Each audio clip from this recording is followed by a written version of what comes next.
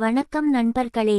இன்று நாம் கோயம்புத்தூரின் அருகில் உள்ள காரமடை ரங்கநாதர் கோவிலை பற்றிய ஆச்சரியமான வரலாற்றை காணப்போகிறோம். இந்த கோவில் 500 ஆண்டுகளுக்கு மேலான பழமை வாய்ந்தது. இது விஷ்ணுவின் அனுக்கிரகத்தை பெறும் புண்ணிய ஸ்தலம். ஒரு காலத்தில் ஒரு பக்தரின் பசு தினமும் மணல் மேடையில் பாலை விடுவதை அவர் கவனித்தார். அதனை ஆராய்ந்தபோது ஸ்வயம்பு ரங்கநாதர் வெளிப்பட்டார். இந்த கோவிலின் பிரதான மூர்த்தி கிடந்த நிலையில் உள்ள ரங்கநாதர். அவரை பார்த்தால் ஸ்ரீரங்கம் நினைவுக்கு வரும். கோவிலில் பிரம்மோற்சவம், வைகுண்ட ஏகாதசி, பங்குனி உத்திரம் போன்ற பெரும் திருவிழாக்கள் நடக்கின்றன.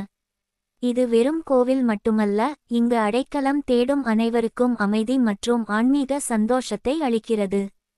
இந்த வீடியோ பிடித்திருந்தால் கோவில்களும் வரலாறுகளும் சேனலை சப்ஸ்கிரைப் செய்ய மறந்திடாதீர்கள். மேலும் பல அழகான கோவில்களின் வரலாறு உங்களுக்காக காத்திருக்கிறது.